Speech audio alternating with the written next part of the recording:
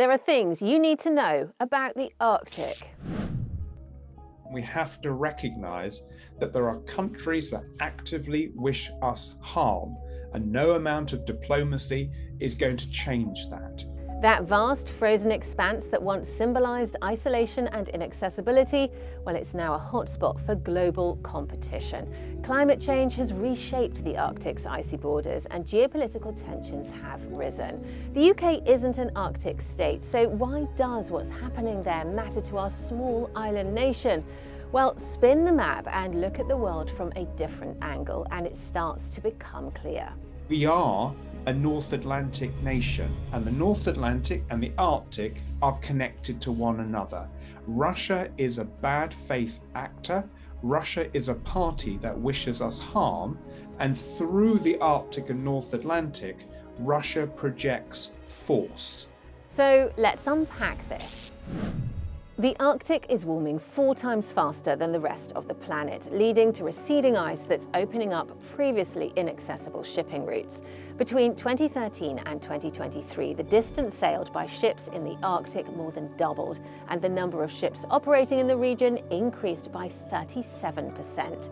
And beneath the ice lies an estimated 13% of the world's undiscovered oil and 30% of its natural gas reserves. So you can see why there's growing interest. And which country dominates the Arctic? Russia. It controls more than half of the region's coastline. That's 24,000 kilometers. And it's been expanding its military footprint. Since 2005, Russia has reopened tens of Arctic Soviet-era military bases and new ones. It's modernized its navy and has developed new hypersonic missiles. Russia also has 5 of the largest and most powerful icebreakers globally. They ensure year-round navigation along the Northern Sea route. We are, dare I say it, at war with Russia. At the moment, it's hybrid war. It's not necessarily always direct, but we have got to understand that the Arctic, North Atlantic are pivotal strategic regions. That if we look at the UK, look at our communications, look at our cables that run north and south, look at the absolute imperative nature of keeping eastern sea lanes open for our security. Yes, the Arctic is indispensable. But hasn't that always been the case? Yes and no. Security dynamics have shifted since Russia invaded Ukraine in 2022. It pushed Finland and Sweden to join NATO. So now 7 of the 8 Arctic nations are NATO members. Moscow isn't impressed. It remains now an arena for great power competition, a site of potential nuclear confrontation, and perhaps more intriguingly, a place in which the Russians operate under the threshold, a site of grey zone activities, and many of us believe a place in which vigilance is called for as Arctic states come to terms really with this new threat assessment. But there's another big player to consider too, China. It's seen the economic opportunities of new shipping routes and has declared itself a near-Arctic state. Since 2018, 2019, and increasingly because of Chinese support for the Russian invasion of Ukraine, China has emerged in a key alliance with Russia to exploit the Northern Sea route, to drill for oil and other resources. And for China, it is absolutely imperative that it can access raw earth minerals to keep its economy going. The US and Canada are worried. They work closely together in the Arctic, and both are talking about stepping up their military presence in the region. So too are Nordic nations. The UK isn't an Arctic state, but the government says it recognises the importance of the region. But a report out in 2023 from the International Relations and Defence Committee highlighted a concern over key military assets.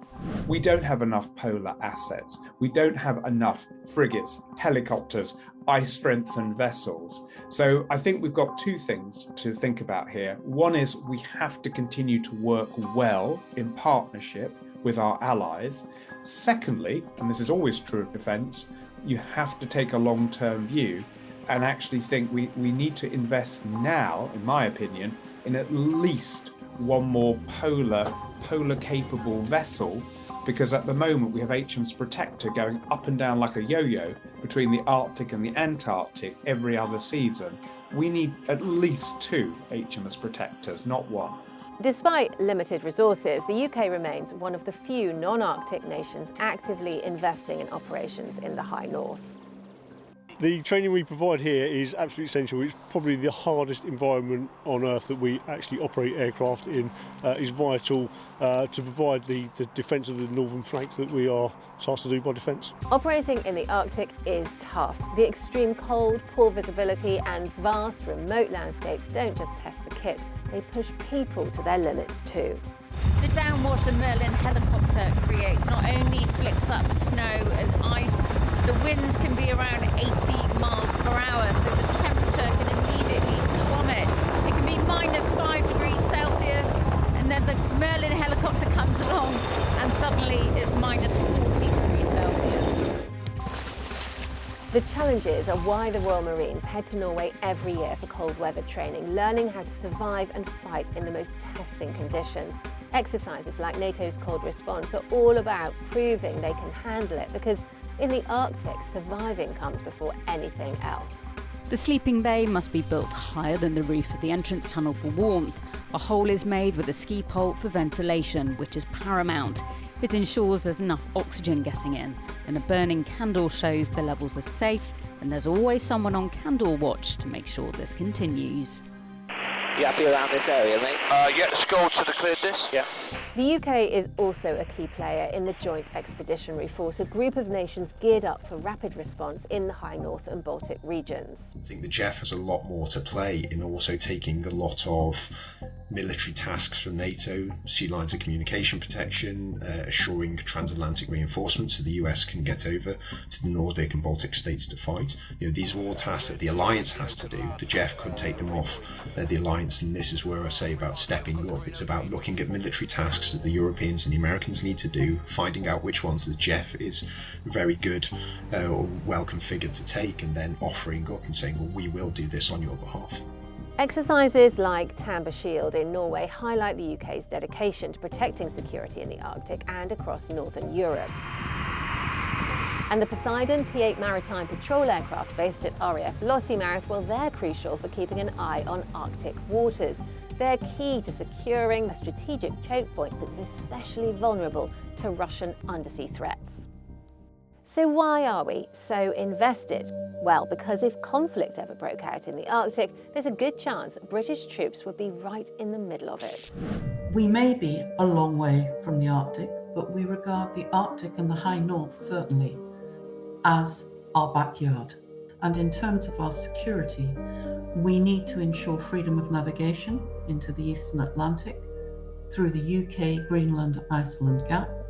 And we certainly, in terms of our dependence on Norway for energy, we will want to keep access and our performance in the Arctic clear for all to see. So the Arctic's rapidly melting ice, well, it's more than an environmental crisis. It's reshaping the geopolitics of the High North. For the UK, staying relevant in the Arctic isn't optional. The region is critical for safeguarding NATO's northern flank and protecting UK security. Thanks for watching. For more from BFBS Forces News, like and subscribe to our channel.